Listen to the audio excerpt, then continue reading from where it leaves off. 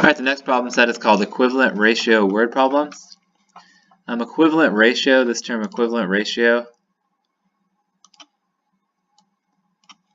that means the same thing as proportions. So proportions are equivalent ratios because there are two ratios set equal to one another.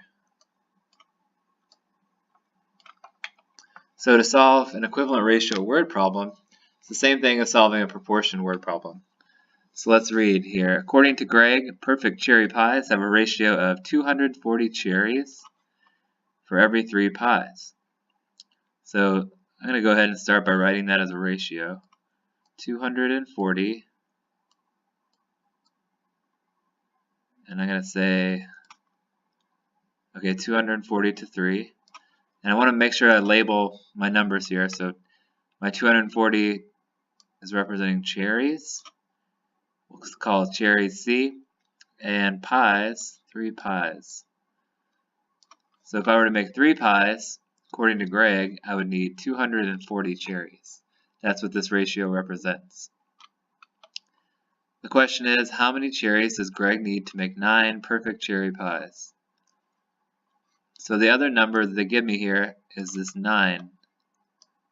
And it represents more pies. 9 perfect cherry pies. So I'm going to put this 9 on the denominator over here on the right side. And the reason why I know that it goes in the denominator is because I have pies in the denominator on the left side.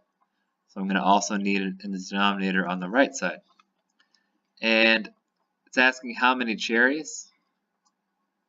So the number that we're looking for, we'll call it C for cherries. The number we're looking for is how many cherries. Okay, now don't get too caught up on these letters. Again, the C just represents cherries, P just represents pies, but it's really the numbers that we're looking at here and that we're going to use to solve our problem.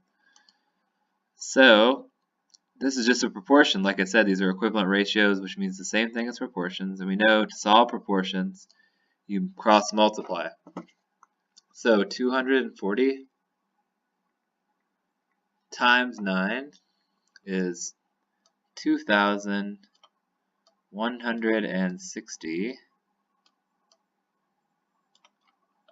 Okay, so that's my cross product here, 240 times 9. Then I take that number and I divide it by this leftover number, 3. Divide by 3. That's how I solve the missing number in my proportion. And when I do that, I get 720. 720. So my answer goes right here, 720 cherries for every 9 pies. So let's just look to see if this makes sense.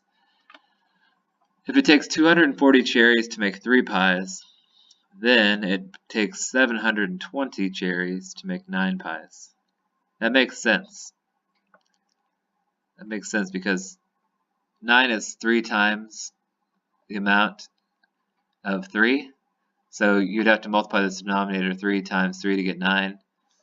And if I want to check that, 240 times 3 should be 720, which it is.